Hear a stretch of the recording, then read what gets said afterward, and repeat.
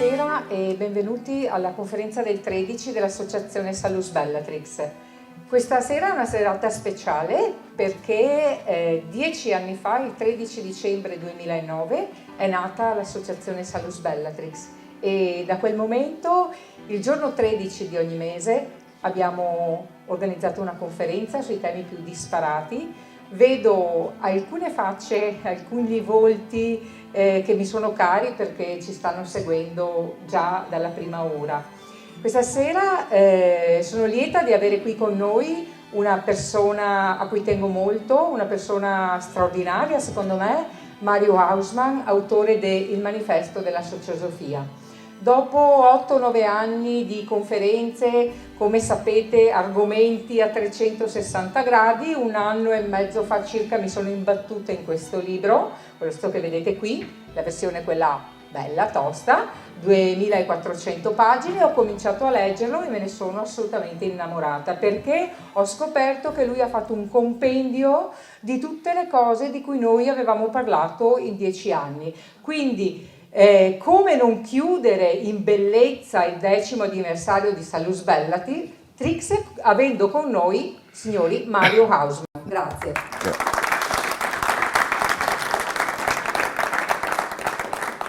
Grazie a tutti, buonasera e grazie di essere venuti. Immagino che alcuni di voi già sanno di cosa si tratta e altri invece no, per cui cercherò di spiegare velocemente il succo. Sociosofia significa il buon senso della gente. Da socio, tutto ciò che riguarda la comunità, la società, e Sofia, la saggezza, l'intelligenza, la comprensione, la conoscenza. In questo libro io ho cercato di creare un compendio di tutte quelle informazioni che sono necessarie, che bisogna avere per poter trasformare il mondo. Noi vediamo che il mondo, il nostro mondo, quello che viviamo tutti i giorni, è pieno di disfunzioni e queste hanno tutte quante origine nella mancanza di buonsenso. Tutti i temi che sono stati trattati qui in Salus Bellatrix negli ultimi 10 anni, immagino che siano tutti orientati i temi al buonsenso. Se prendiamo per esempio la sanità, noi vediamo che quello che ci propinano dall'alto manca di buonsenso, ci fa ammalare ancora di più. Quindi ci sono state tutte queste medicine alternative, eccetera, che sono soluzioni di buon senso, nel senso che, scusate, io non sono un conferenziere, io mi impapero, per me è tutto nuovo. Tranquillo. Dovevo avvisare che come scrive è un po' diverso da come parla, però questa comunque è la creatura del suo intelletto, quindi secondo me è importantissimo anche poterlo avere qui e ascoltarlo. Grazie. Dunque, se vogliamo risolvere i problemi, dobbiamo introdurre il buonsenso in tutti i campi, che sia la giustizia, che sia l'istruzione, che sia la convivenza sociale, che sia il sistema monetario, che sia la politica. Noi notiamo che tutti gli sviluppi che abbiamo avuto negli ultimi decenni hanno portato nella direzione opposta del buonsenso. Ci stiamo incasinando come società in una maniera incredibile. Quindi io ho cercato appunto di illustrare tutti i campi dell'umana convivenza alla luce del buonsenso. Ne è nato questo libro. Faccio un esempio. Mi piacerebbe che tu raccontassi chi ti ha incaricato e come è nata quest'idea di fare questa ricerca a 360 gradi in tutto il mondo per poi arrivare a scrivere questo splendido libro. Perché tu mi hai raccontato una storia speciale, mi piacerebbe che potessimo condividerla anche con i nostri amici questa sera. Volentieri. ho avuto dei problemi familiari. Per risolvere questi problemi familiari non avevo idea da dove cominciare, ho pensato, vado con mia moglie da Sai Baba. Quando ho incontrato Sai Baba mi ha detto, ma tu sei un idiota. Io che mi credevo uno studioso, che mi credevo una persona sulla via spirituale, lui mi ha detto, ma tu sei un idiota. E nello stesso tempo mi ha detto, trova le soluzioni a tutti i problemi del mondo e poi comunicale. Io ci sono rimasto malissimo, non avevo proprio idea da dove cominciare. Ho cominciato a studiare. Ho cominciato a studiare senza sapere, all'inizio euristicamente, nel senso che non sapevo in quale direzione avrei dovuto volgere le mie ricerche. E allora ho cominciato a studiare un po' di tutto e ho fatto un sacco di scoperte di cose semplicissime, soluzioni del buon senso che nessuno conosce. Faccio un esempio. Noi tutti quanti paghiamo tasse, le paghiamo di qua, di là, di su, di giù, tasse dirette, tasse indirette. Le tasse ci sono sempre state, tutti i governi esigono tasse, in tutta la storia ci sono e in tutti i paesi del mondo si pagano. Ma nessuno si domanda, ha un senso? Il fatto che lo Stato infili le mani nelle tasche della gente non è naturale. Nella sociosofia le soluzioni del buonsenso sono sempre tutte quante in accordo con le leggi della natura, le leggi cosmiche, le leggi universali. Quella è la soluzione del buonsenso. Tornando alle tasse, nell'ordinamento naturale non esistono. Ma allora sorge subito la domanda, ma lo Stato come fa a erogare tutti i suoi servizi se non prende le tasse? Ci sono dei modi dove anche lo Stato potrebbe guadagnare onestamente i soldi per erogare i servizi ai cittadini. Si tratta di un sistema monetario diverso, si tratta di un ordinamento fondiario diverso, si tratta di tante cose che permetterebbero di eliminare completamente qualsiasi tassazione.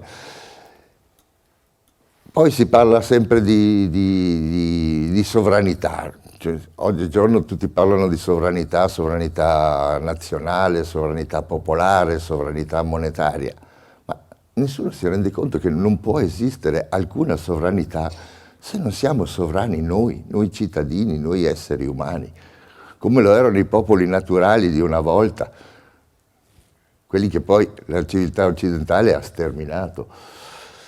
Prima di addentrarci e di chiederti in modo particolare, siccome il mio mito da tanti anni è Silvio Gesell e tu per quanto riguarda l'economia, l'emissione monetaria e tutto quello che riguarda le tasse e questi argomenti, ti sei rifatto tantissimo, anzi è il perno centrale proprio l'idea di Gesell. Pensate che quando sono andata a trovarlo ad Assisi all'inizio di quest'anno, che volevo assolutamente conoscerlo, sono arrivata nella sua casa studio, perché lui ne ha due, una dove vive e una dove studia. Allora sono entrata e ho visto un'immensità di libri, no? Cioè praticamente tappezzata, la casa tappezzata, la prima stanza, poi vado nella seconda piena di libri, nella terza piena di libri, e poi ho puntato gli occhi laggiù, ho visto l'opera Omnia di Gesell, ho detto mio, poi mi sono avvicinata, purtroppo era in tedesco, ho dovuto lasciarglielo stare. E prima di addentrarci, come dicevo, proprio su questo fulcro che mi piacerebbe che tu ne parlassi di più, l'altro giorno abbiamo avuto un piccolo diverbio in internet, in Facebook, ti ricordi? Perché qualcuno ha parlato di questo simbolo che, a dire la verità, quando l'ho visto inizialmente ha lasciato perplessa anche me. Ci vuoi raccontare perché hai scelto proprio questo simbolo e questi colori? Dunque, non l'ho scelto io il simbolo è connaturato all'idea stessa. La stella a 5 punte, il pentagramma, è sempre stato in tutte le culture del mondo, ma parlo dall'antichità perché lo troviamo nelle pitture rupestri delle caverne, lo troviamo nei geroglifici egizi, eccetera, è sempre stato utilizzato per scacciare il male. Noi oggi siamo governati dal male, da un sistema monetario perverso. Il fatto che la moneta produca moneta, cioè l'interesse, è la causa di tutti gli altri problemi. Cioè, se è nato Big Pharma che ci vuole tutti malati per poterci vendere i suoi prodotti e quindi non ha interesse a curare completamente l'individuo, ma lo vuole sempre tenere in uno stato tra la vita, tra la salute e la morte, perché allora è il miglior cliente, beh, questo è dovuto al sistema monetario, al funzionamento del sistema monetario. Già Aristotele aveva constatato che la moneta era stata creata per facilitare gli scambi tra gli esseri umani di servizi e prodotti. Se la moneta produce moneta, questo è innaturale. Ora, Silvio Gesell era una persona normale, era un commerciante e vendeva prodotti per studi dentistici per una ditta in Germania, le vendeva in Argentina e negli anni 20 in Argentina c'è stata una crisi economica terribile, quindi nessuno comprava, nessuno vendeva, tutta l'economia era ferma e questo ha messo in moto il genio di Silvio Gesell che ha cominciato a ragionare sulla moneta in sé e sul sistema monetario. E Gesell ha scoperto, diciamo, quello che è lo chiamano il Copernico dell'economia, perché Niccolò Copernico nel 1500 aveva scoperto che non era la Terra che girava, che non era il Sole che girava intorno alla Terra, bensì che era la Terra che girava intorno al Sole. Questo ha rivoluzionato completamente il posto dell'essere umano nell'universo, perché non era più l'universo che girava intorno alla Terra, ma la Terra era un semplice componente. Quindi ha ridimensionato la figura umana, però ha iniziato tutta quella che è diventata l'era scientifica e tecnologica, perché è stato rivoluzionato il concetto stesso della nostra presenza nell'universo. Ecco, Gesell ha fatto una scoperta analoga per quanto riguarda il sistema monetario, cioè che la moneta deve circolare. Se uno può mettere la moneta sotto il materasso, accumularla e poi pretendere un interesse per rimetterla in circolazione, concederla in prestito, questo sfalsa tutto, è un sistema innaturale, perché in natura tutto invecchia, però la moneta no, la moneta sta lì, uno la può tenere lì quanto vuole, la moneta non invecchia.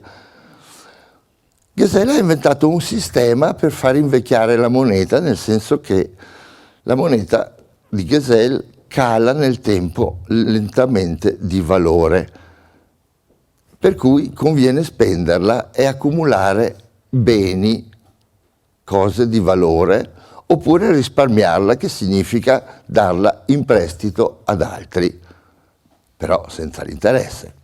Da uno studio che è stato fatto anni fa, se voi vi ricordate, nei primi anni abbiamo invitato anche da noi un'associazione, la IAC Bank, la banca senza interessi, che esiste nel nord Europa, e stavano cercando questi ragazzi di farla anche qua in Italia, ma credo che poi non sia andata tanto bene perché non ne sento più parlare. Era stato fatto un calcolo già allora che tutto quello che noi compriamo, che io vada a comprare questo libro, questo computer, il tavolo, qualsiasi cosa che è in vendita e che noi compriamo, il prezzo di questo bene è dato dal 40 al 50% è dato da interesse. Quindi significa che se non si dovessero prendere a prestito i soldi con l'interesse, non so se uno deve costruirsi una casa, fare una fabbrica, eccetera, questo significherebbe che qualsiasi cosa che noi utilizziamo e andiamo a comprare costerebbe direttamente la metà. Quindi pensate questo circolo vizioso dei soldi dati a interesse, interessi su interessi, che cosa provoca nella vita e nella società. In effetti, in qualsiasi prodotto noi compriamo, ci sono sommati gli interessi di tutta la filiera di produzione. Cioè, se noi compriamo un'automobile, prima c'era una miniera di ferro e per fare una miniera di ferro ci vogliono dei capitali non indifferenti. Questi sono stati prestati all'imprenditore da qualche consorzio bancario, eccetera.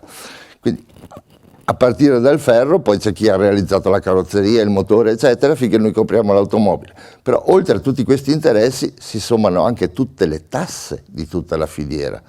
Quindi agli effetti pratici noi paghiamo più dell'80% tra interessi e tasse in ogni prodotto che compriamo.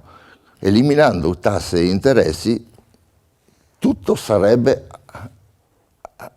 neanche il 20% di quello che costa oggigiorno. Diciamo che la nostra vita diventerebbe umana perché non correremo più come i criceti nella ruota, lavorare dalla mattina alla sera per poter star dietro e avere quelle 4 cose che ci servono, una casa, quello che ci serve per vivere, il minimo indispensabile, se veramente fossero sfrondati questi prezzi da tutte queste, diciamo, rapine, chiamiamole così. Per questo Gesell proponeva di esigere un canone sulla moneta, che veniva, secondo lui, esatto alla fine di ogni mese, si perdeva una piccolissima percentuale, cioè prendiamo per esempio un biglietto da 100 euro, dopo un mese ne valeva ancora 98, 97, però per riportarlo al prezzo, al valore integrale bisognava mettere un timbrino e questo timbrino costava quei 2-3 euro. Con questa, se noi su tutta la massa monetaria che circola venisse esatto questo piccolo canone, non solo lo Stato potrebbe finanziare tutto quello che finanzia adesso come servizi, polizia, pompieri, ospedali, scuole, strade, eccetera, ma potrebbe persino dare a tutti i cittadini, indistintamente dalla nascita alla morte, un vitalizio, cioè un reddito di cittadinanza reale, non rubato prima tramite la tassazione, ma semplicemente offrendo ai cittadini il servizio del sistema monetario. Le soluzioni sono tutte molto semplici, sono facili da capire. Per chiudere magari questo argomento e poi passare a qualcos'altro, mi ha colpito, dunque, in questo libro ho ritrovato tantissime informazioni sui tanti libri che avevo letto, però ho trovato anche delle informazioni che non sapevo. Una cosa che mi ha colpito, ma tanto, è la storia dei bracteati. Questa mi è rimasta veramente impressa, perché quando noi parliamo del Medioevo parliamo sempre di epoche, ce le spiegano in un modo un po' negativo, no? Questa storia, se ce la racconti dei bracteati, è stata veramente illuminante per capire che cosa potremmo noi realizzare al giorno d'oggi con i nostri mezzi se fosse messo in vigore il sistema monetario che diceva Gesell, perché in realtà la storia dei bracteati è esattamente questo, sì. Dunque, l'Università di Harvard, qualche decennio fa, ha fatto una ricerca su quale fosse il periodo più felice nella storia umana. E stranamente è risultato che il posto e il tempo dove si viveva meglio su questo pianeta era intorno al XIII secolo nel nord Europa. Perché? Perché c'era stato un vescovo, che allora i vescovi non erano quelli di oggi, erano dei principi che governavano territori, eccetera, che aveva avuto un'idea. Lui aveva avuto l'idea di emettere una moneta sottile d'argento che andava fuori corso dopo mezzo anno. E per avere la nuova moneta bisognava portare 4 monete e se ne ricevevano 3. Quindi ognuno cercava di spendere i soldi che aveva o di prestarli a qualcuno e i soldi circolavano. Risultato, l'artigianato fioriva, l'agricoltura fioriva, si facevano grandi infrastrutture, si costruivano castelli, porti, ponti, veniva colonizzato l'Est Europa che ai tempi era abbastanza spopolato. È stato un periodo di fioritura enorme che è cessato quando i principi, che poi avevano copiato da questo vescovo il sistema, erano diventati ingordi e rinnovavano le monete ancora più spesso per incassare quel surplus.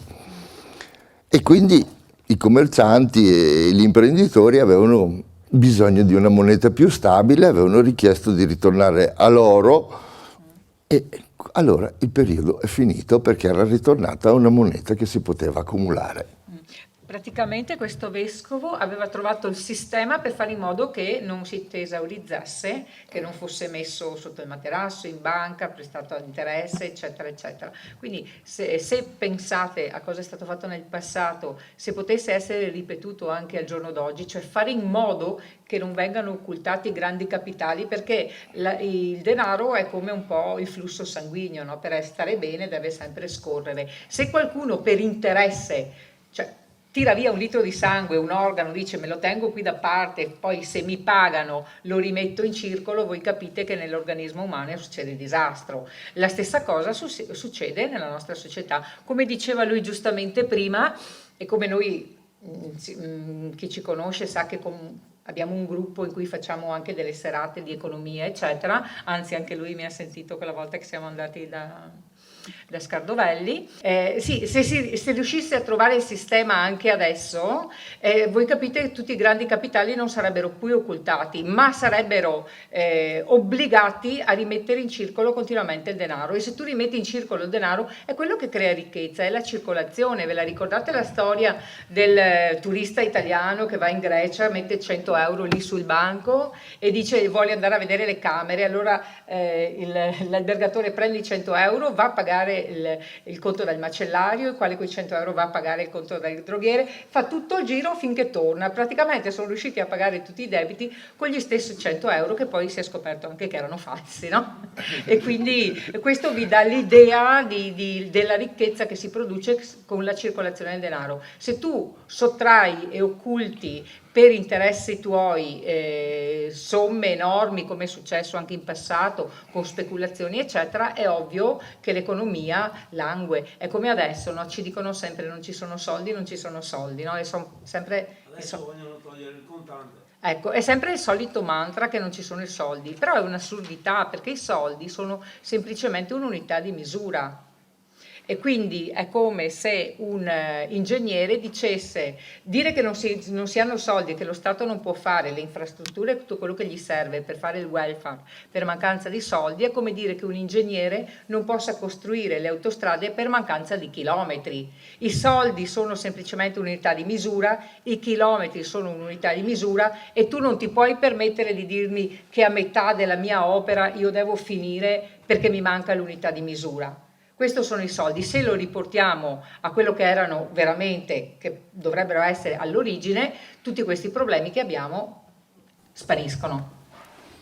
Per esempio una banconota da 100 che passa di mano 10 volte in un anno genera 1000 di fatturato economico, però se passa di mano 20 volte genera 2000. E se passa di mano ogni settimana, perché chi ce l'ha la spende ogni settimana, genera 50 volte.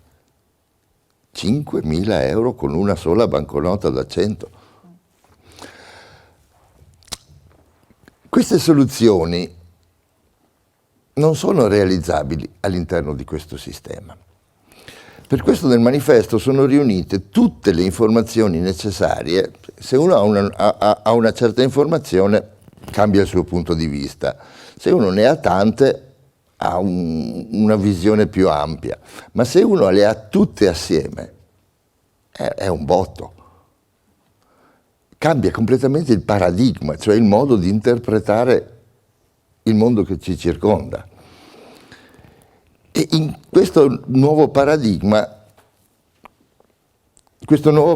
non è realizzabile all'interno del vecchio sistema. Bisogna creare un sistema nuovo dove questo paradigma si possa esprimere. No, si tratta semplicemente di creare, non è una rivoluzione, sicuramente non è una rivoluzione violenta. Si tratta di creare un sistema completamente nuovo che permetta di realizzare tutte queste cose. E questo sistema noi ce l'abbiamo, perché ce l'hanno insegnato proprio i nativi americani. Quando le colonie americane a suo tempo hanno fatto la rivoluzione e si sono staccate dall'Inghilterra, per loro si poneva il problema di che ordinamento di Stato darsi. E i rivoluzionari, Franklin, Washington e gli altri, hanno studiato tutti i sistemi politici del mondo e poi hanno scoperto che il miglior sistema, quello che veramente funziona meglio, è quello degli indiani, che non avevano nessun governo che li governasse. Che non possiamo cambiare questo sistema, però c'è la possibilità. Che noi dobbiamo realizzare un sistema così, alternativo. Come facciamo?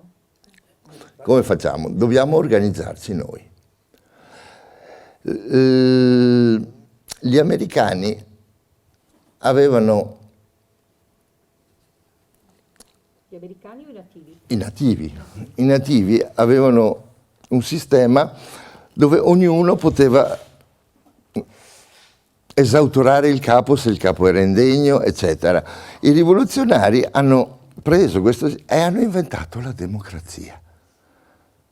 Ma l'hanno inventata con l'idea di dare la sovranità al popolo e il potere al popolo. Poi è stata subito pervertita dai banchieri. I banchieri hanno detto, opla, ecco la soluzione. Noi creiamo due schieramenti, li controlliamo tutti e due, li mettiamo in opposizione e li freghiamo tutti. E da allora è nata la democrazia partitica, la democrazia parlamentare. Quello che vogliamo raggiungere noi è la vera sovranità dell'individuo, cioè che ognuno abbia voce in capitolo e possa influire sul processo legislativo. E questo è possibile solo se noi ci diamo una struttura, un organismo che deve partire dal basso, deve crescere come il seme piantato nel terreno che diventa un albero, non potrà mai essere imposto dall'alto da un governo. Volevi dire qualcosa? No. Il sistema... Perché io ho letto di un numero che mi piace molto all'interno del manifesto, perché sono affezionata al 13, no?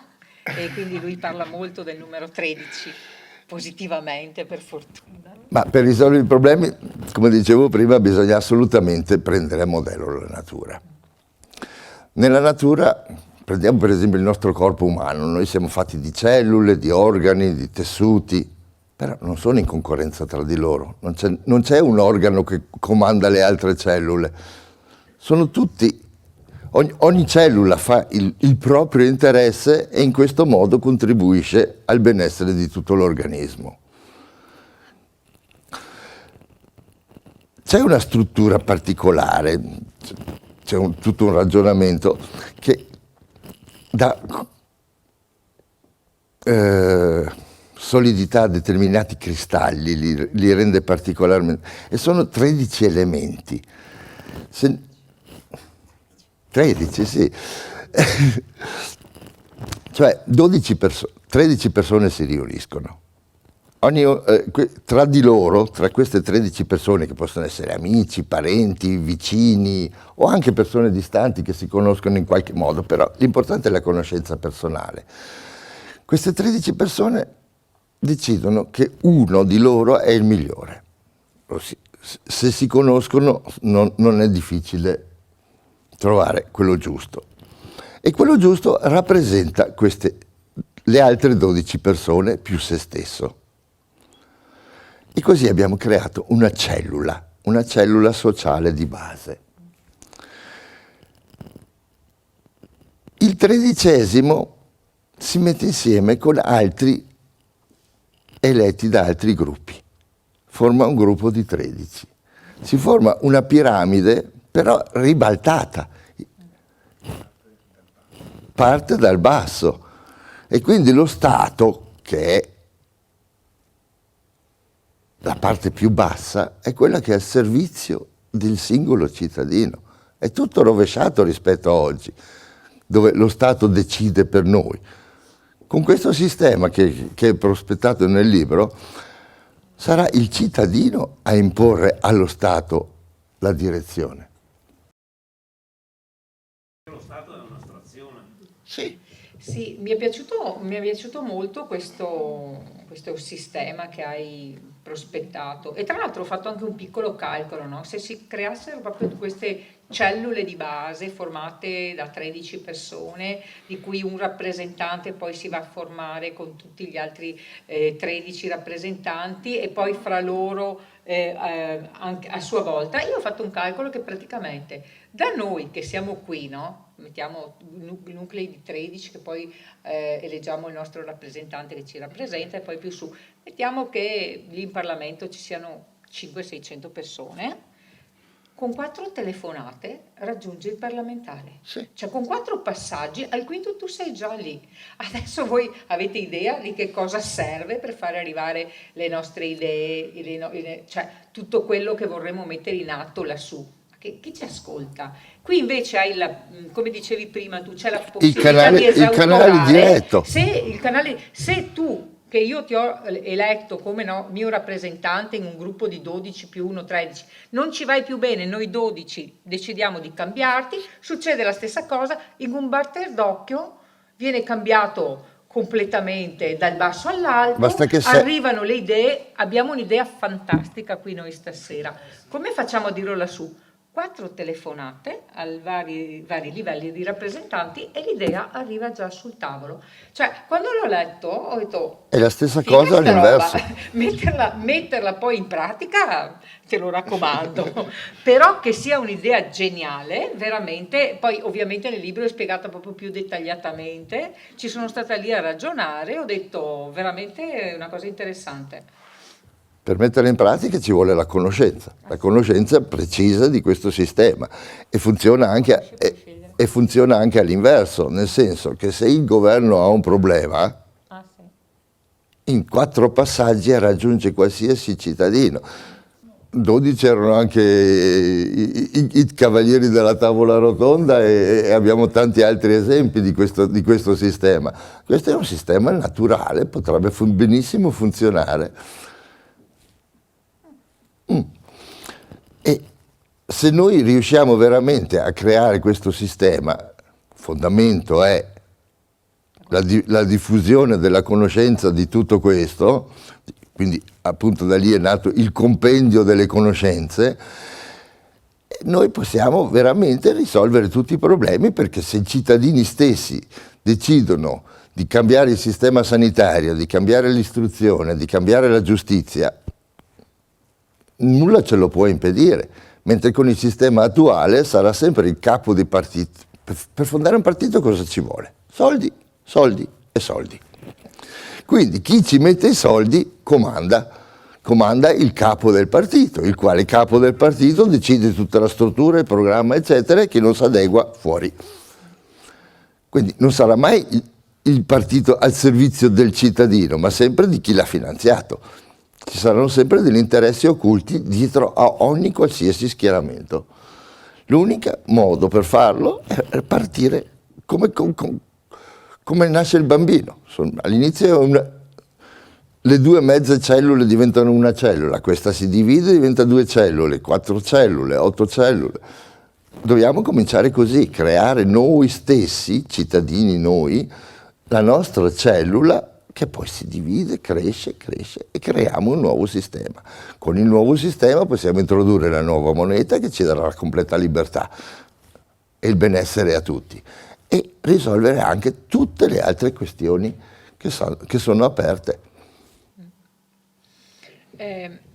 Un'altra cosa che mi ha colpito, vado un po' a salti, no? Giusto per capire che lui praticamente a 360 gradi le ha toccate un po' tutte, con delle soluzioni veramente valide. Un'altra cosa che mi ha colpito è quello che dicevi, la riforma del sistema carcerario, giudiziario. Ci puoi spiegare qualcosa di più? Sì.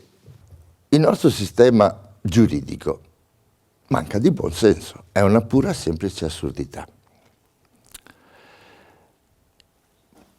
I grandi criminali la fanno franca e chi sbaglia nella vita ha fatto un errore, su quello si accaniscono. A cosa serve se il criminale viene chiuso dietro le sbarre per tot anni e il contribuente lo mantiene, paga? La vittima non ne ha nessun vantaggio, il criminale non ne ha nessun vantaggio, la società non ne ha nessun vantaggio. Per questo nel discorso sociosofico viene proposta una completa riforma del sistema giudiziario, cioè si prospetta una giustizia riparatoria. L'unico criterio è il danno fatto. Se non c'è danno, non c'è neanche nessun reato. E il reato sarà sempre proporzionale al danno fatto. Se io ho rotto il braccio a un'altra persona, non solo lo devo risarcire economicamente, ma devo fare in modo che non ne abbia disagio. Cioè, eventualmente dovrò persino intervenire personalmente accompagnandolo. Allora sì. Quindi il concetto della nuova giustizia non è basato sulla una giustizia penale, ma una giustizia riparatoria che serve soprattutto a riequilibrare gli squilibri creatisi attraverso il reato. Mi viene in mente che pena potremmo dare a qualche responsabile delle case farmaceutiche o dei... Beh, sarebbe un po' difficile, sarebbe un po' difficile che per un responsabile della casa farmaceutica risarcire tutti coloro che ha danneggiato con i suoi prodotti. Per esempio la chemioterapia che ammazza più di quel del cancro stesso. Facciamo ancora 5-10 minuti perché la volevo un po' particolare questa serata, cioè domande. Quindi c'era un altro argomento di cui volevo parlare, ma adesso mi sfugge perché ce ne sono talmente tanti, dalla scuola in cui hai sviscerato praticamente tutti i sistemi possibili. La scuola oggigiorno indottrina.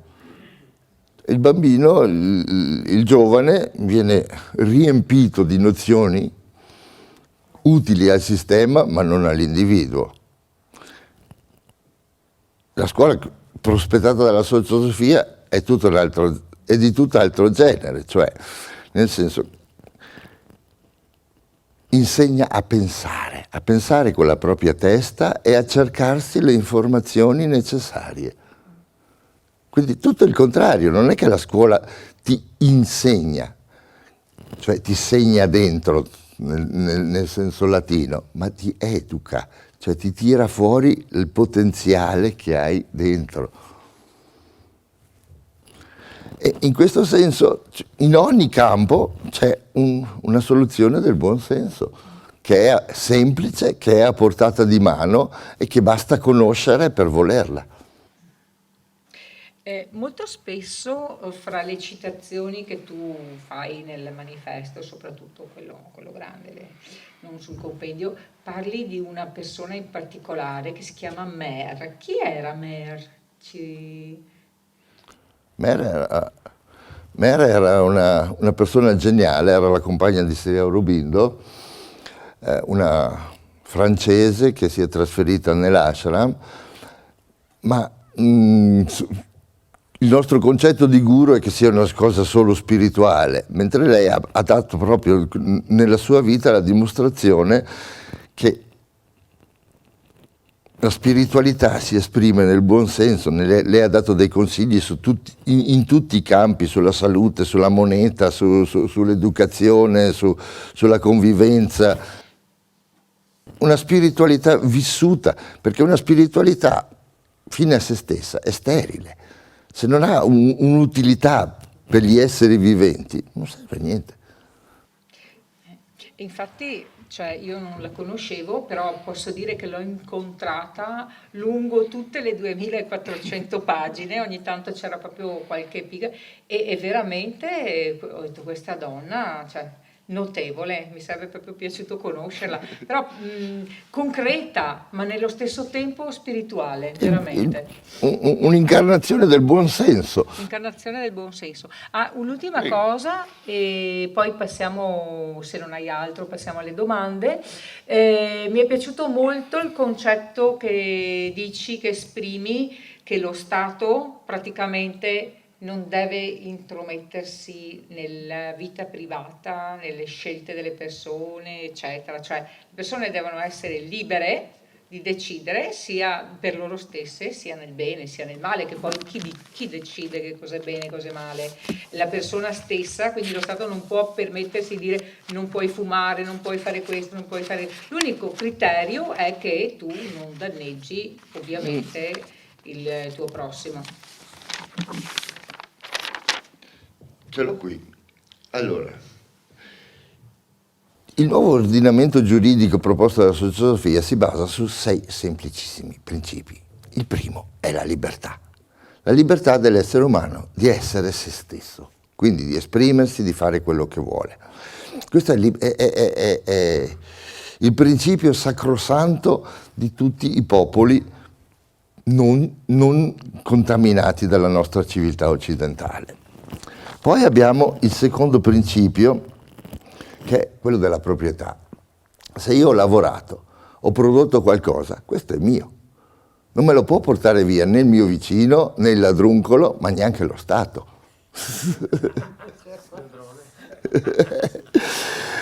Quindi, come dicevamo prima, lo Stato avrà altre fonti di finanziamento e non metterà più le mani nelle tasche della gente. Poi abbiamo il principio della libera concorrenza, il che significa che ognuno cioè questo è un principio che incentiva gli esseri umani a dare il meglio di se stessi. Poi abbiamo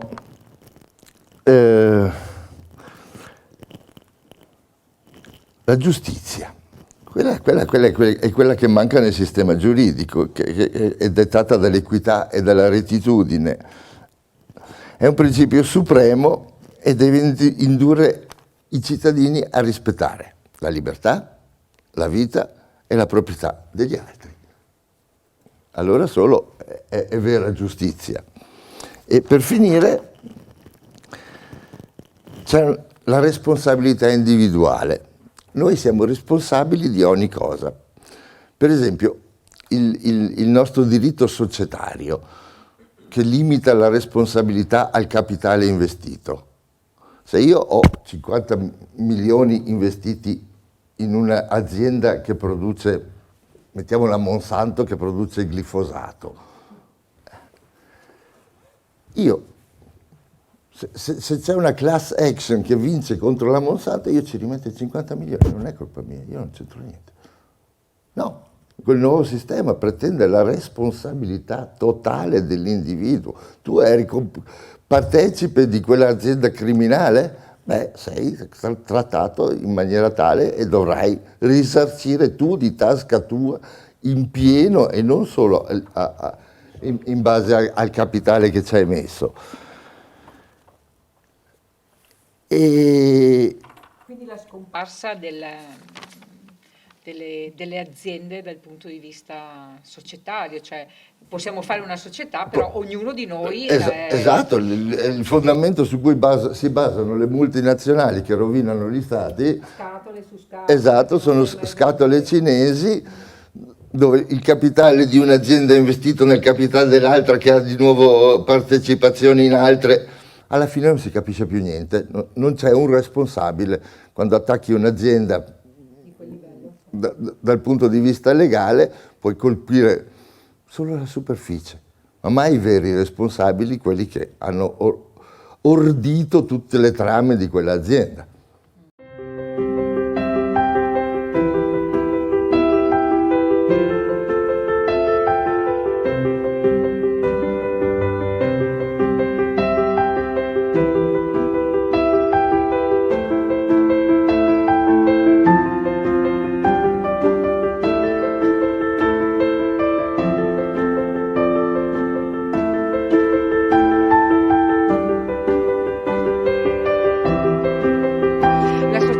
La soluzione di tutti i problemi sociali, economici e politici per tutto il mondo. La parola sociosofia significa letteralmente il buon senso del popolo.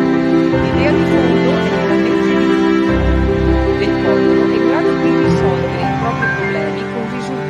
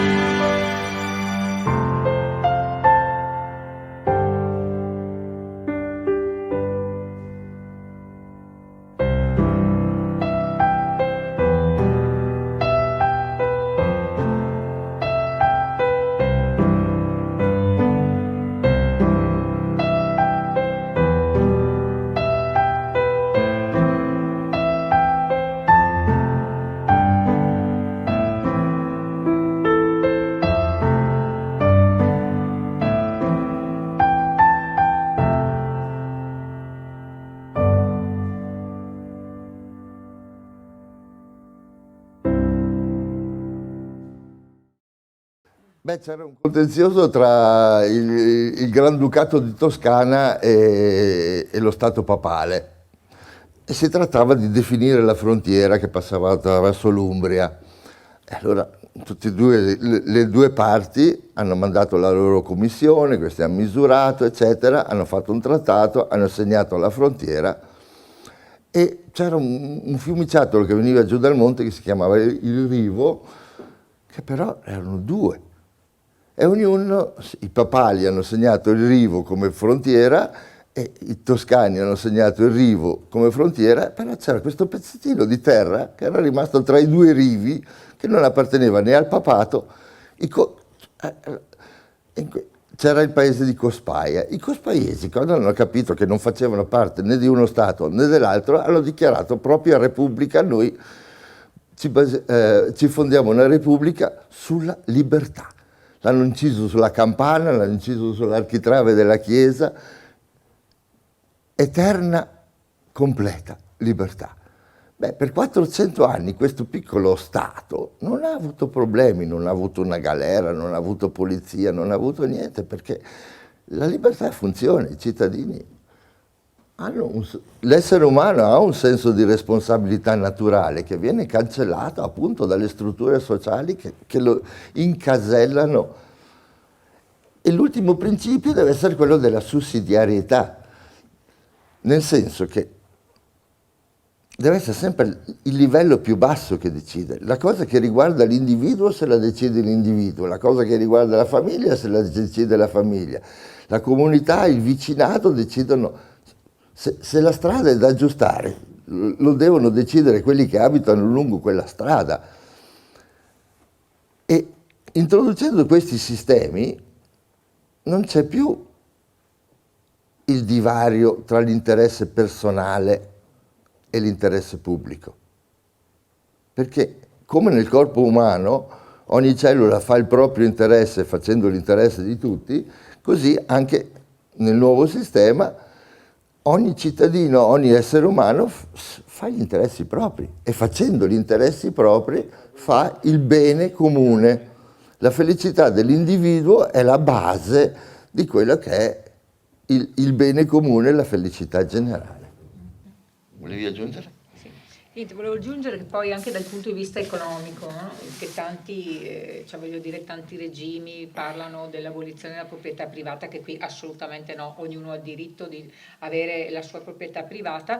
La cosa interessante nella concorrenza in uno stato del genere, in una comunità del genere, è che gli imprenditori possono comunque essere imprenditori, possono anche avere le loro ricchezze, possono anche arricchirsi, ma la cosa bella è che in questo sistema di concorrenza ti arricchisci più fai il benessere e il beneficio delle persone. Esatto. Cioè, se io invento la macchina che invece di fare 20 km con un litro me ne fa 50 o 60, io ho la possibilità di arricchirmi su questo. Se poi ne invento anche una che non ha bisogno neanche del gasolio e della benzina, posso diventare ricchissimo facendo il bene delle persone, arricchendo anche la società, insomma, e la comunità. Esatto, quando il denaro non è più legato all'interesse, la banca non è più un covo di ladri che cerca di rapinare tutti i risparmiatori, ma diventa come un'agenzia viaggi, media. L'agenzia viaggi ti procura il biglietto aereo e il soggiorno in albergo, e fa da mediatore e prende una provvigione. Il risparmiatore, quello che ha troppi soldi, pur di non perderli, o li spende o li risparmia. Nel momento in cui li risparmia li porta in banca. La banca ha due conti diversi, uno è il conto corrente sul quale viene esatto il canone e l'altro è il conto di risparmio. Tutto quello che è sul conto di risparmio è vincolato per un certo periodo di tempo. Questi sono i capitali che la banca mette a disposizione di investitori, di imprenditori, di gente che fa fruttare questo capitale, creando prodotti, invenzioni, costruendosi la propria casa.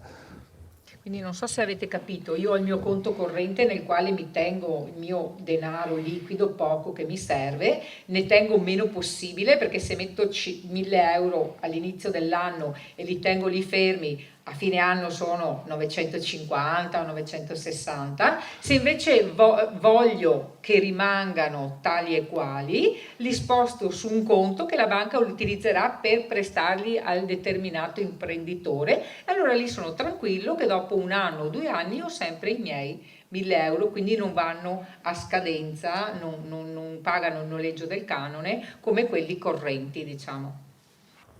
Il che significa che non è che c'è denaro a profusione per tutti, ci saranno sempre ancora i costi di intermediazione perché la banca deve vivere, non ruba più gli interessi, però c'ha un premio di rischio, i costi bancari e soprattutto dovrà controllare ancora più di oggi che chi prende questi soldi dia le giuste garanzie.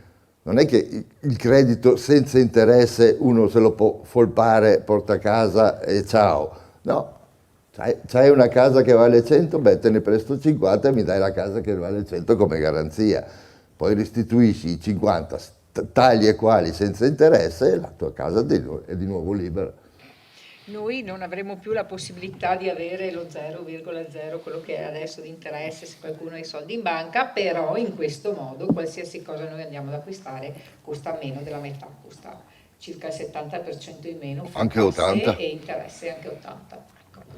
Per me questo libro è stata una folgorazione e quindi sto cercando di divulgarlo il più possibile, perché la gente deve sapere la semplicità delle cose, insomma. Che esistono soluzioni semplici a ogni problema. Esatto. No, come oggi che l'unico ufficio che funziona in Italia è l'ufficio complicazioni semplici. Mi hanno colpito tante cose, la semplicità con la quale le ho capite anch'io, insomma, che sono un po' duro, ma di certo guardando la televisione, per esempio parlando di economia, sembra facciano apposta perché uno davanti a questo schermo dica sono cose proprio per pochi addetti, quindi spread, tutte queste robe qua. Invece leggo una storiella, quella dell'isola, è così, è rivelatrice. Poi mi stupisco perché sempre di questi giorni col clima, con la Greta, con i gretini, con tutti questi movimenti, ricevuto all'ONU, il Papa, non so, passerà anche a casa mia, spero, per le feste e così. E mai nessuno, per esempio, che parli che già nel 1942 Ford aveva fatto un'automobile completamente con la canapa, che è stata coltivata in Italia fino al 1950 e poi, come hanno capito che poteva sostituire tutto il petrolchimico, addirittura anche il combustibile, e buttando via un'auto, per esempio io oggi sono andato a portarne una che ancora funziona e andava anche bene, ma bisogna demolire perché si inquina e bisogna comprare e così, mentre invece un'auto del genere si può lasciare in giardino, si scioglie, da quel che ho capito, e torna in natura. I materiali prodotti dalla canapa sono tutti riciclabili, sì, ma è spaventoso, compostabili, sono naturali. Sì, è spaventoso scoprire queste robe qua, perché dopo vecchio dico, scopro un mondo nuovo, grazie a lei che veramente... La macchina di Ford era fatta carrozzeria in fibra di canapa, interni in canapa, funzionava etanolo di canapa, lui la chiamava la macchina che cresce sui campi. Che poi la canapa, come ha ben scritto lei, addirittura risana il terreno avendo queste radici con dei porta azoto nel terreno azoto, e quindi lo concima, man mano che cresce concima il terreno e per di più toglie tutti i metalli pesanti e altri inquinanti. Sono oltre 80.000 i prodotti che vengono realizzati dalla petrolchimica, cioè come materia base il petrolio. 80.000 sostanze, lubrificanti, vernici, medicinali, esplosivi, cosmetici, di tutto. Tutta questa roba si può fare dalla canapa, perché il petrolio sono dei polimeri, cioè sono delle molecole molto lunghe. Quelli della canapa sono identici. Quindi tutta l'industria che ha come materia prima il petrolio può usare la canapa. Quindi gli sceicchi diventerebbero i contadini. Ci possiamo fare le scarpe, ci possiamo fare il gelato, ci possiamo fare l'esplosivo con la canapa. Bene. Qualche altra domanda? Qualcuno potrebbe dirlo a Greta? A Greta bisognerebbe dirgli che c'era un certo Hatfield che 120 anni fa, più o meno 110 anni fa, prendeva il suo biplano, quegli aerei fatti di legno e stoffa, volava sopra Los Angeles, irrorava le nubi con sostanze chimiche, ha prodotto tali temporali che è scoppiata la diga e ci sono stati morti già allora. Quello che oggi è la geoingegneria non è altro che la continuazione di questo, perché negli anni 50 per esempio hanno distrutto mezza Inghilterra per provare i sistemi di controllo del clima. E quello che noi vediamo oggi come scie chimiche sono perfezionamenti di queste antiche vecchie tecnologie che già esistono e dei quali pare che Greta e i gretini non ne abbiano mai sentito parlare. Oggi ero a Torino. Perché l'anidride carbonica è lo 0,03%. Di questa la maggior parte viene dai vulcani, dagli oceani, eccetera. Quella che produce l'uomo è infinitesima e questo cambierebbe il clima. No, il clima viene cambiato perché c'è proprio tutta una congiura per modificare il clima e a noi ci fanno credere che sia un fenomeno naturale. La famiglia come sarebbe impostata secondo la sociosofia? Ma la La famiglia è un famiglia. fenomeno naturale e quindi è impostata come la natura.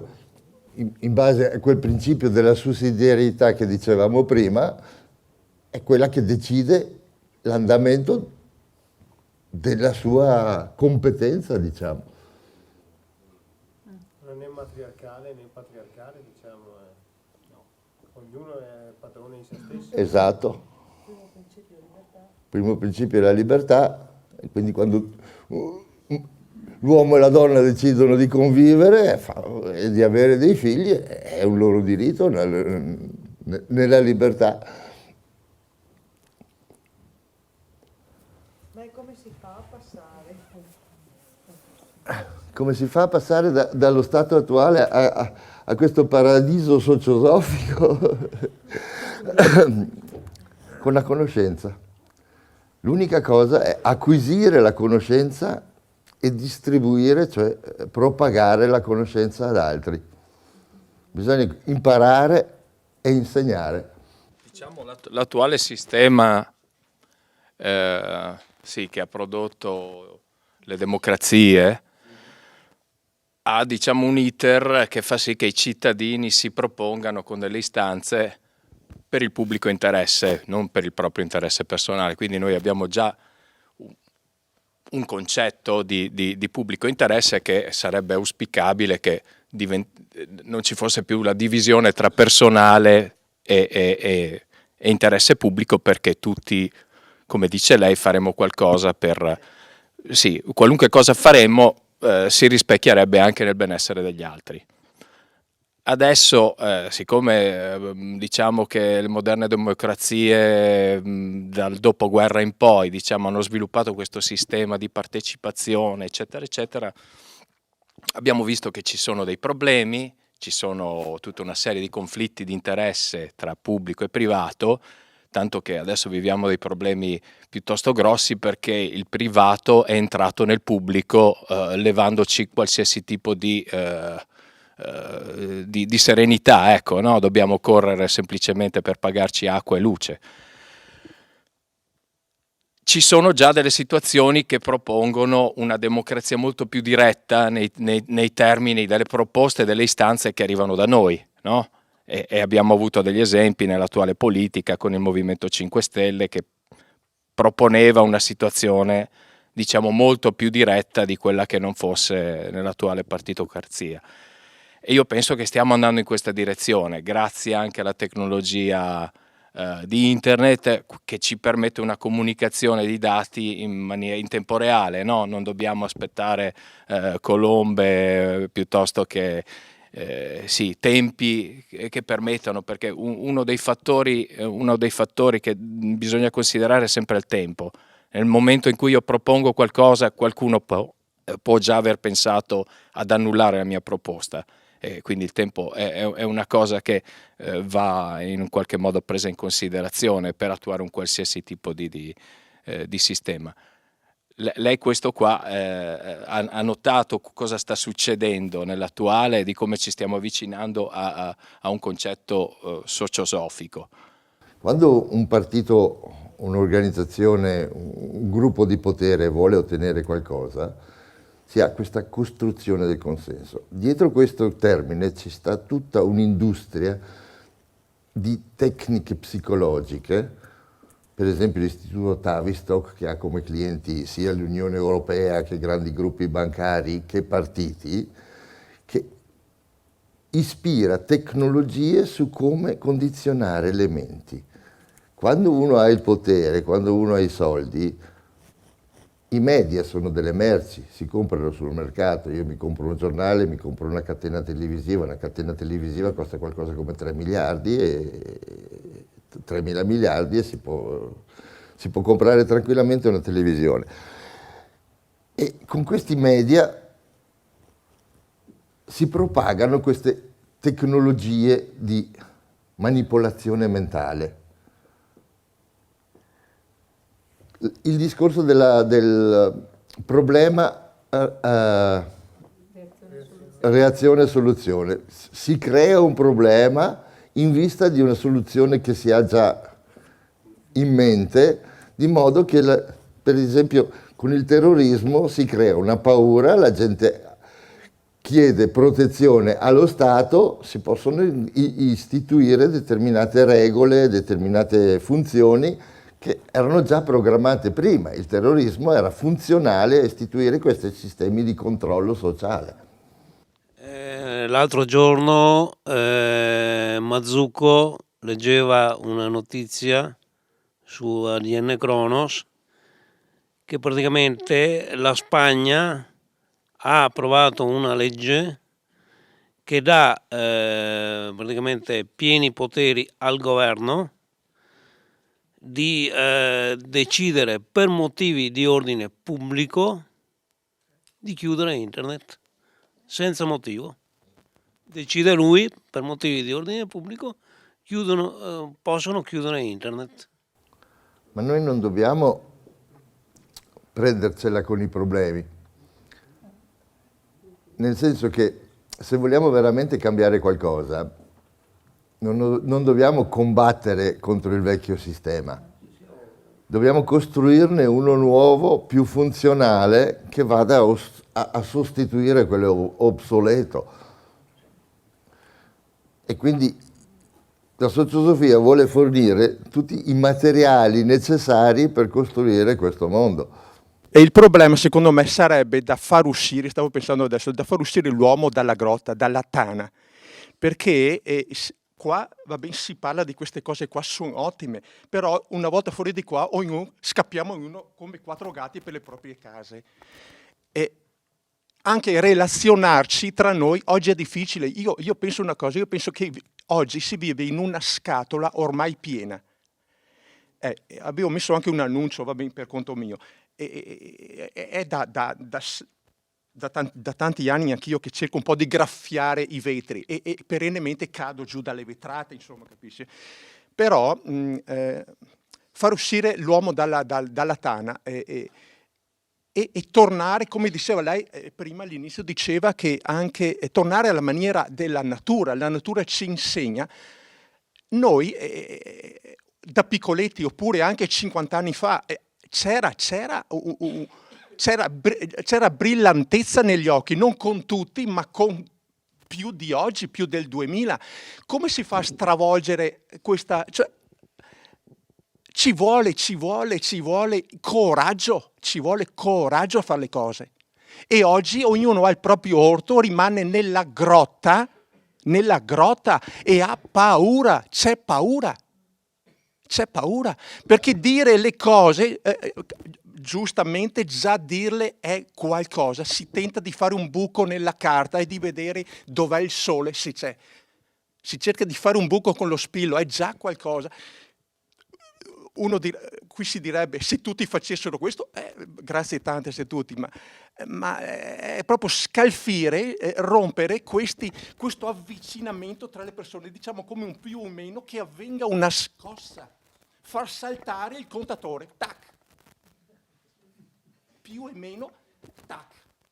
Ma questo non a livello, ad alti livelli, a livello proprio tra noi, cioè, io con le persone che conosco, però io parlo di questi argomenti e se è il solito, capisci?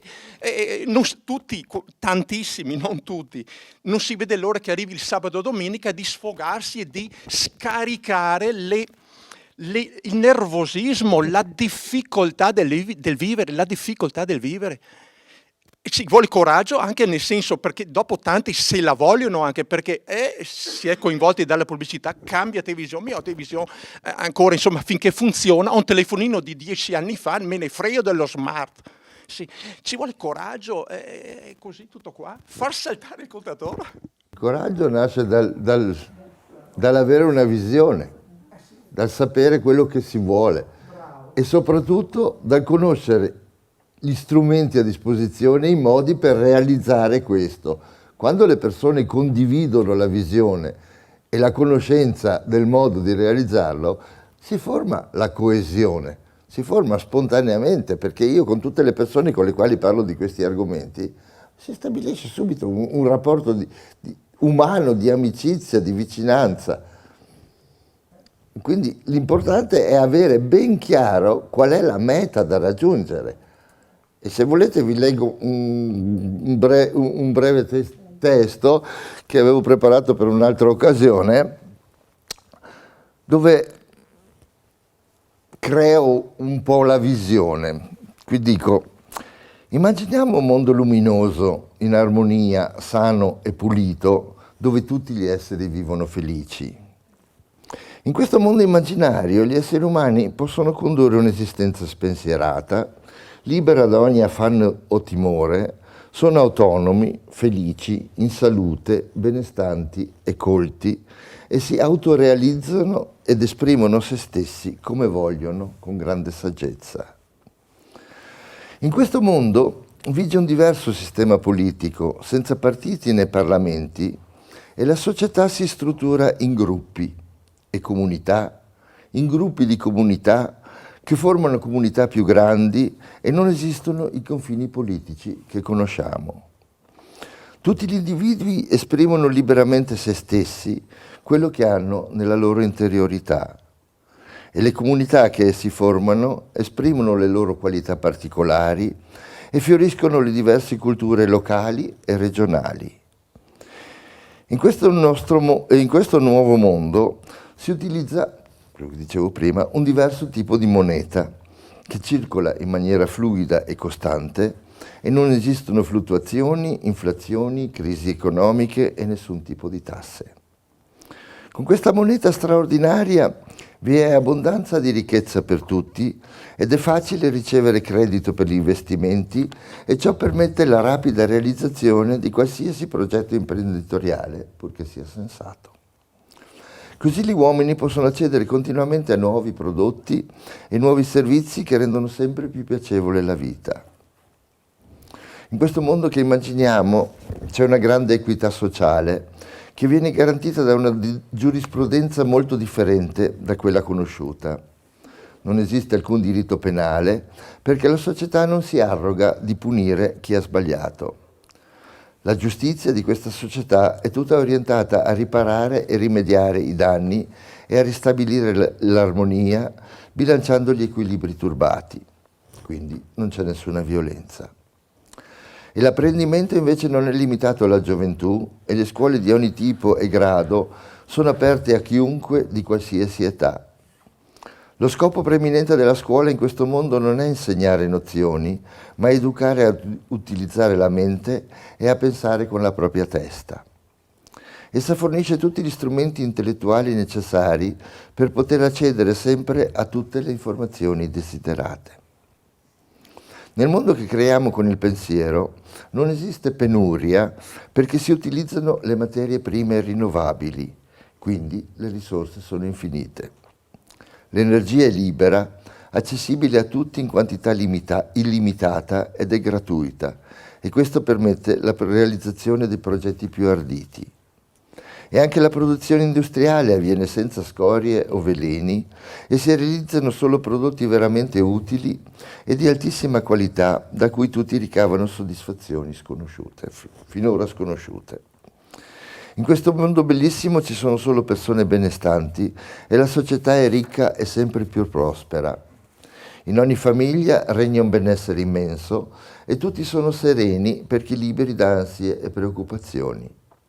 Ognuno gode della completa libertà, della sicurezza economica e della certezza che tutti i suoi bisogni saranno sempre soddisfatti. Ogni essere umano è autonomo, indipendente e completamente sovrano in tutte le sue decisioni. Vige un clima di tranquillità sociale e gli uomini si sentono affrancati da ogni forma di minaccia o di coercizione. Ogni essere umano indistintamente ha tutto quello che gli serve per vivere dignitosamente e nessuno sa cosa sia la povertà. Ognuno può essere creativo e ha tempo da dedicare a se stesso, ai suoi interessi, ai suoi cari e al benessere di tutta la comunità, e si può realizzare nelle attività che gli sono più consone. Il sapere e la cultura crescono continuamente a dismisura tra tutta la popolazione e le persone sviluppano un rapporto bellissimo con la natura, imparando ad amare e a rispettare Madre Terra e tutte le sue creature. In questo mondo tutti sono sani perché l'ambiente, l'aria, l'acqua e gli alimenti sono puri e salubri. E se per caso qualcuno si ammala, ha a disposizione infinite terapie e una farmacologia ampliata per curarsi efficacemente e senza incorrere nei rischi connaturati alla medicina allopatica. Tutta la società si fonda su logici criteri del buonsenso e ciò permette a tutti di sviluppare appieno l'enorme potenziale insito in ogni essere umano, generando un'incredibile e portentosa fioritura della civiltà.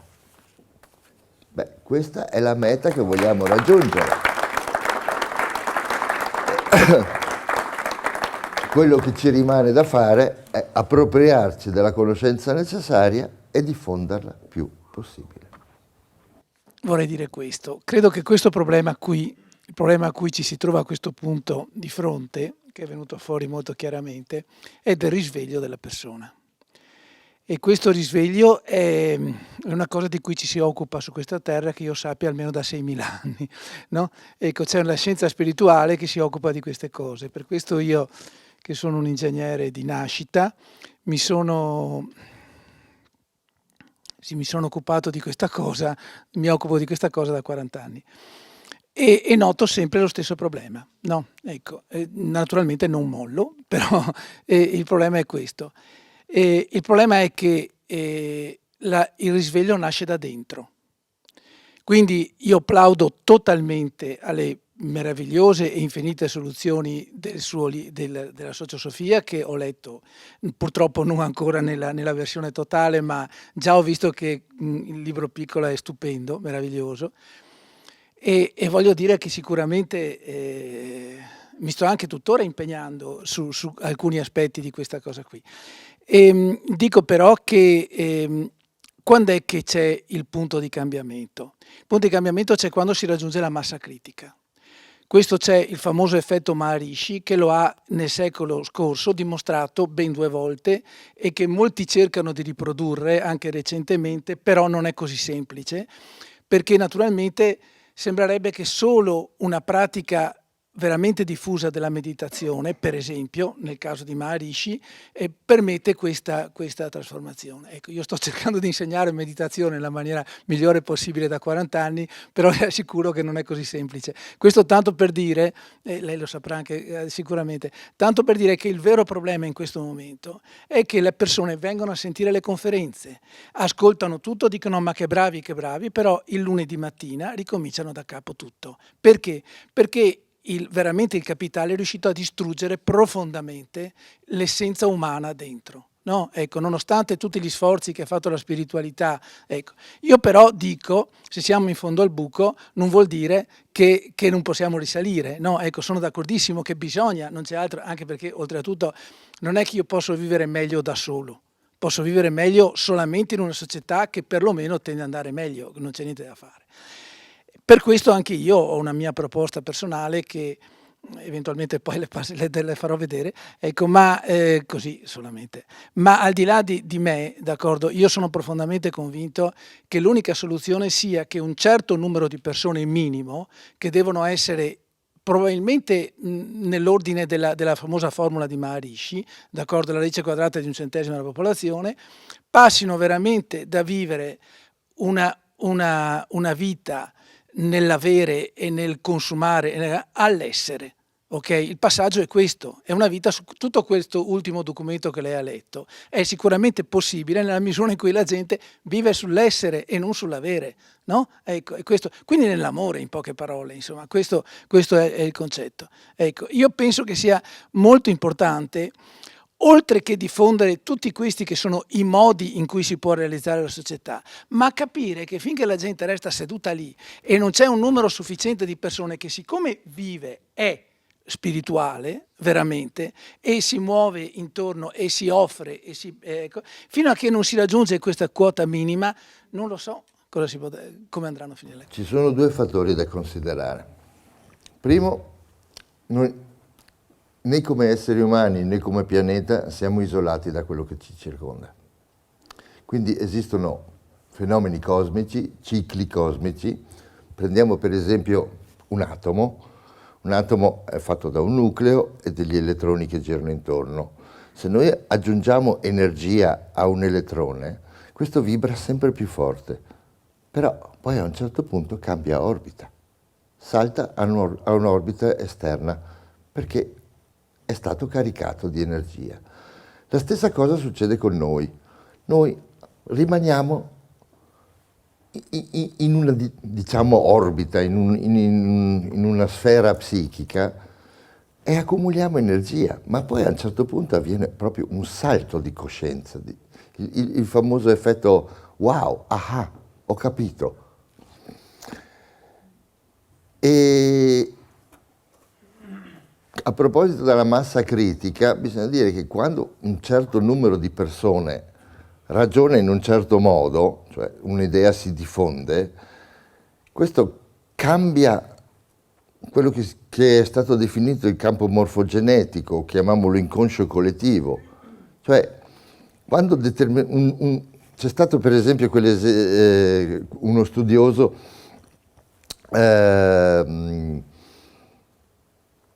che ha riportato l'esempio di un'isola giapponese dove viveva una razza di scimmie.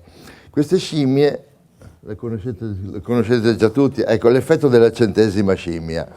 Quindi se noi riusciamo a convincere alcune persone, dopo diventa più facile convincerne altre. Il fenomeno si propaga da solo. No?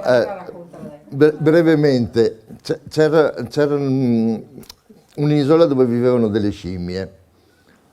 Il governo giapponese aveva deciso di incrementare il numero delle scimmie e gli portavano del cibo, delle patate che buttavano semplicemente lì in spiaggia. E le scimmie si mangiavano queste patate con la sabbia, eccetera. Poi finché una scimmia è andata a lavare la patata nell'acqua salata e se la mangiava pulita. Questa scimmia aveva fatto una scoperta, è andata dalle scimmie del proprio branco e le ha convinte ad andare a lavare le patate. Dopo un po' tutte le scimmie dell'isola andavano a lavare le patate. Quando tutte le scimmie di quell'isola lavavano le patate, hanno cominciato su un'altra isola che non avevano nessun contatto. Quindi le idee si propagano non solo nei canali conosciuti con il passaparola, ma proprio da mente a mente possiamo anche propagare le idee in lontananza quando si crea questo campo morfogenetico abbastanza potente. Come per dire, 100 anni fa era difficilissimo imparare a guidare l'automobile. Non ce n'erano in giro di automobili, le strade erano vuote, eppure la gente faceva una gran fatica. Oggi con tutto il casino di traffico che c'è, qualsiasi cretino prende la patente, in breve tempo. Significa che è cambiato qualcosa a livello dell'inconscio collettivo.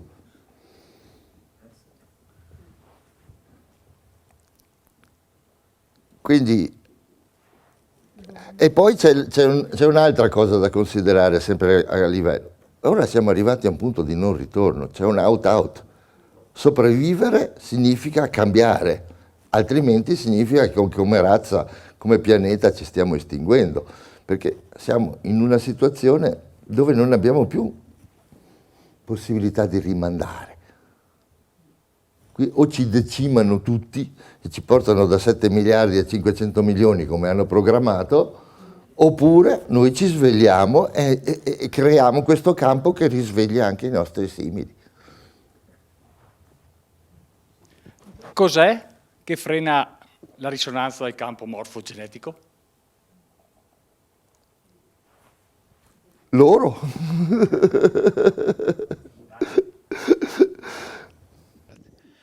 Come vede tutte le opportunità che la tecnologia sta mettendo a disposizione e che incentivano, diciamo, all'egoismo, all'interesse personale, a fare il salto rispetto alle proprie ambizioni, rispetto a quello che, ripeto, è il fattore tempo, no? Uno vuole bruciare i tempi, anzi non sa se avrà tempo, perché c'è questo fattore che riguarda tutti noi, no? È l'incertezza della vita, quindi qualcosa che consciamente sappiamo tutti, la presenza della morte, il fatto di poter terminare quando meno ce l'aspettiamo, quindi questo gioca un ruolo importante soprattutto in quello che viene messo a disposizione dalle moderne tecnologie.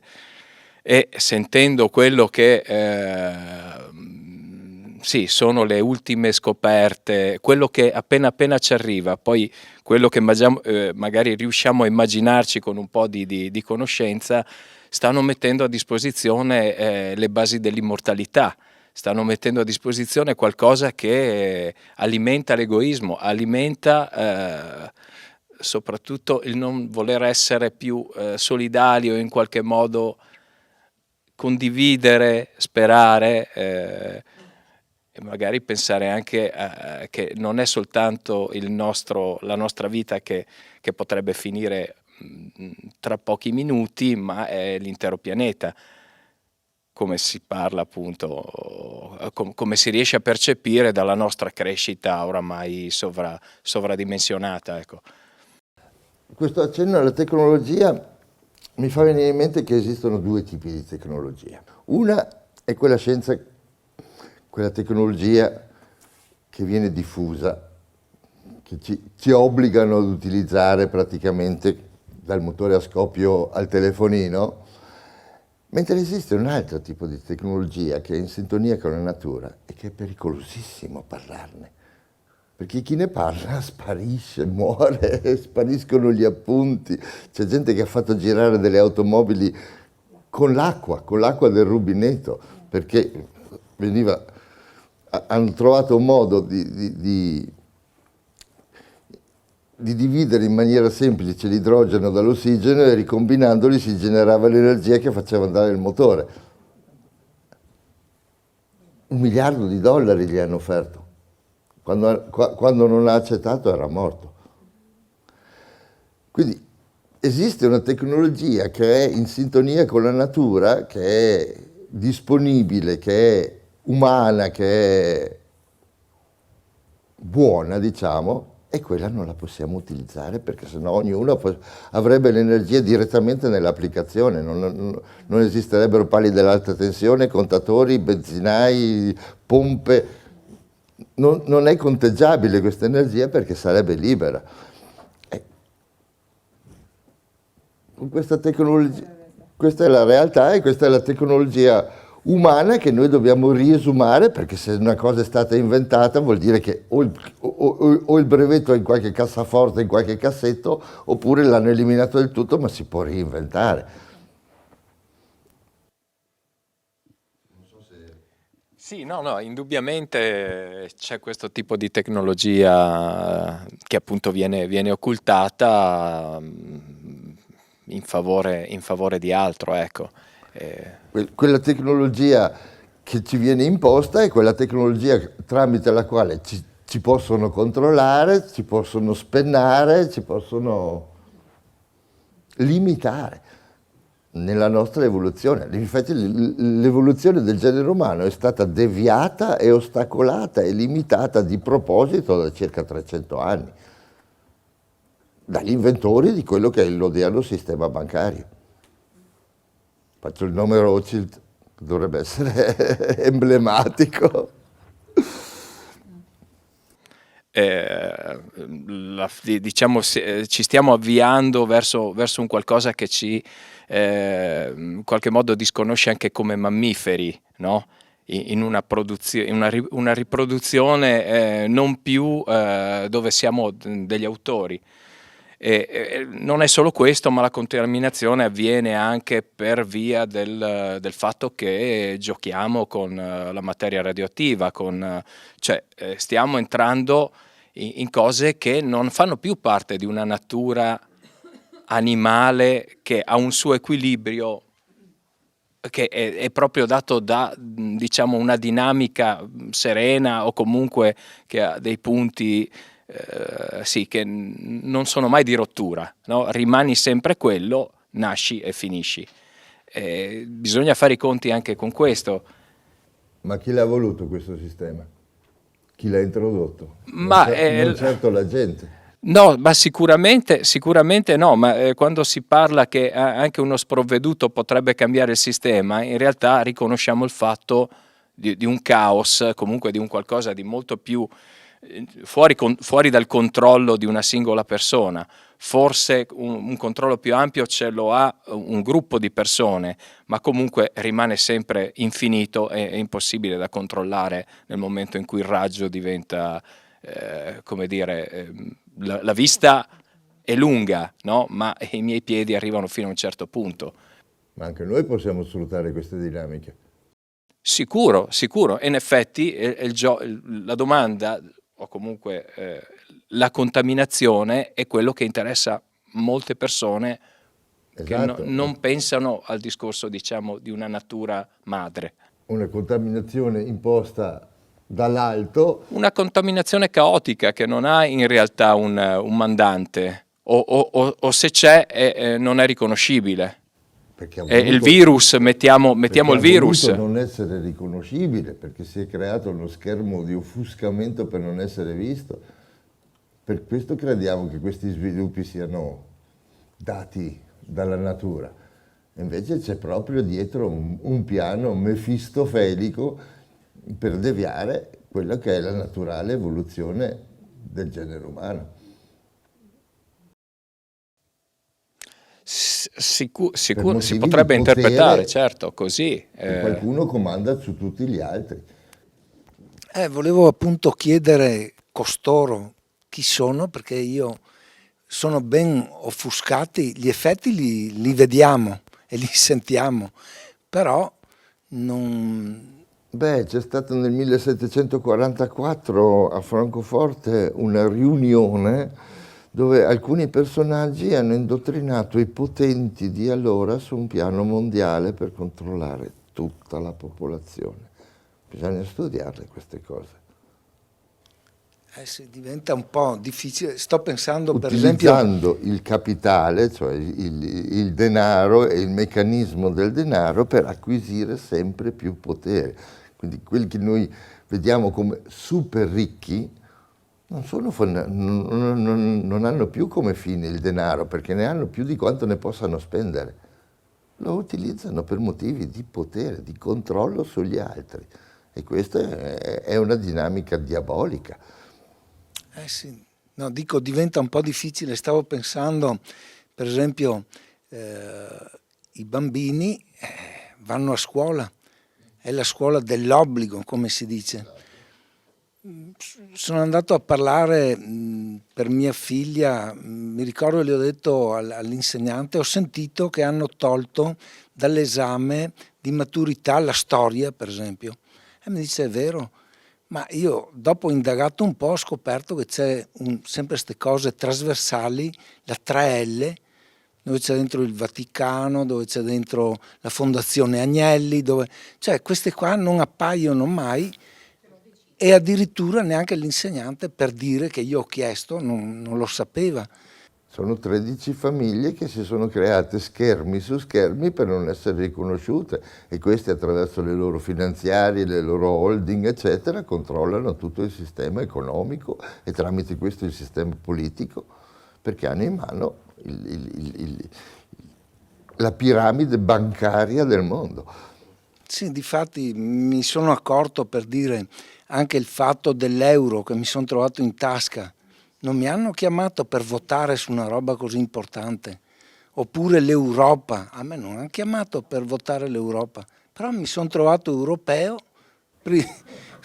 con l'euro. Esatto. Rendersi conto che questi fenomeni ci vengono imposti è già un inizio. E dopo, non so, io non vado più a votare, per esempio, già dal 92, da quando ho preso un po' di coscienza, che ho capito che in pratica qualsiasi governo di qualsiasi colore non serve per governare, ma per essere governato. Volevo capire meglio da chi. Da questi. Ma noi in pratica alimentiamo questa mongolfiera enorme, perché uno se guarda dice ma come? La scuola l'ha in mano loro, la televisione l'ha in mano loro, hanno in mano tutto. Devo finire il libro. La storia è cominciata molto tempo fa in Asia centrale, dove c'era un gruppo ben definito che erano specializzati nel rapinare le caravane. Questi, poi con i rivolgimenti della storia, sono immigrati in Europa e lì hanno cominciato a fare i cambiavalute e hanno creato il sistema bancario e hanno scoperto che la cosa più redditizia era indebitare gli stati e prendersi le tasse come interesse sul debito degli stati. Così si fregavano tutti i popoli. Allora loro hanno scoperto che questo è il meccanismo che li può portare ad avere il potere mondiale e da allora lo stanno sfruttando. Questo l'ho letto per esempio nel Deuteronomio 15:6, se non sbaglio, se non do i numeri, no, ma è scritto proprio: tu presterai i soldi a molte nazioni, ma non prenderai in prestito soldi da nessuna nazione, dominerai così su tutte le nazioni, ma nessuna nazione dominerà su di te. Questo qua era rivolto al popolo eletto, penso. Popolo eletto forse è sbagliato perché questo popolo dell'Asia centrale era un impero, l'impero khazaro. Il popolo khazaro aveva un re, governante, non so come lo definivano loro a suo tempo, il quale voleva eliminare tutte queste pratiche sciamaniche, storie strane, vari culti che erano diffusi nel popolo, e ha chiamato a corte degli esperti cristiani, musulmani ed ebrei. E poi ha deciso che la religione di Stato sarebbe stato l'ebraismo. Quindi questo popolo khazaro è diventato per forza ebreo senza avere radici ebraiche. E i banchieri che poi sono emigrati sono di origine khazari. L'impero khazaro è sparito di nuovo nella storia, però questi khazari sono venuti in Europa portandosi la fede ebraica, però non hanno mai avuto radici medio orientali. Difatti mi chiedevo sempre come mai coi campi di concentramento così in Germania adoperavano questi ebrei come capro espiatorio in pratica, come una grossa diciamo un impatto a livello mondiale di questo come si dice, olocausto, no? Dell'olocausto che... Adesso non posso entrare nei particolari, è una cosa... però... No, ma lo facevano adoperando questi Theodor qua, Herzl, penso. il fondatore del movimento sionista, diceva che per creare uno Stato ad hoc per i loro scopi dovevano servirsi dell'antisemitismo e quei gas che facevano morire nei campi di concentramento gli ebrei, li producevano ebrei, ma non erano ebrei khazari. E tutte le sofferenze del popolo israeliano sono dovute a ebrei non israeliani. È una tecnica, è un po' come adesso con questo inquinamento della plastica, sono gli stessi che hanno vietato e messo al bando la canapa, per dire, gli inquinatori che... Bello. Però volevo dire, quando si parla di antisemitismo, e quando gli ebrei dicono bisogna combattere questo antisemitismo, Però loro dimenticano che i primi antisemiti sono loro, perché anche gli arabi sono semiti, non solo gli ebrei. Quindi di cosa parliamo? Parliamo di uno Stato privato. Durante la Prima Guerra Mondiale l'Inghilterra stava perdendo e la Germania stava vincendo. Il problema era che questo non gli andava bene a quelli che comandano.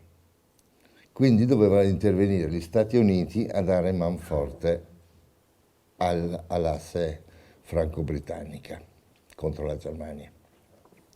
Hanno messo una condizione, che l'America avrebbe salvato la situazione se l'Inghilterra avrebbe dato l'autorizzazione alla creazione di uno Stato palestinese ebraico. Quindi si è arrivata alla dichiarazione Balfour, dove il governo inglese autorizzava Rothschild a crearsi il suo Stato privato. Oggigiorno abbiamo questo statarello che si chiama Israele, popolato da vari popoli, perché gli ebrei non sono tutti della stessa razza, vengono da vari continenti, li hanno portati tutti lì. Questo statarello, che è poco più grande della Puglia, che ha meno abitanti che Milano e Napoli messi assieme, c'ha il servizio segreto più tosto del mondo, c'ha un numero indefinito di armi atomiche ed è la spina nel fianco di tutto l'apparato politico mondiale.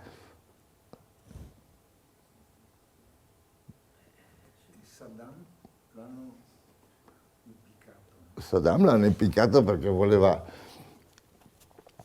dismettere il dollaro come valuta petrolifera. Gheddafi voleva addirittura creare una valuta africana basata sull'oro e sul petrolio che lui aveva a disposizione. Anche Mattei. Chiunque si sia mai messo contro di loro ha fatto una brutta fine. E quindi l'unico modo per ribaltare la situazione è veramente quella di diffondere la coscienza e la conoscenza. Bene. Signori, vi ringraziamo di essere stati con noi questa sera, ringraziamo Mario Hausmann e un ringraziamento particolare dopo 10 anni lo voglio fare ai miei figli, Regina, che è l'unica che ha visto questa sera, Filippo, Edoardo e Amedeo, che loro 4 in 10 anni si sono avvicendati a darci una mano. Un ringraziamento grandissimo a Sonia, che ci sostiene sempre. Ringrazio anche Daniele, che spesso ci fa ridere e mi istiga e mi pungola sempre che devo imparare ad essere felice, cosa buona e giusta, mi sembra, e un ringraziamento a tutti voi per il sostegno che ci avete dato lungo questo nostro cammino. Grazie. E chi si vuole fermare adesso ci dà una mano a raccogliere un po' di sedie, poi vedremo di portare fuori qualche bottiglietta di prosecco e un po' di patatine. Grazie signori.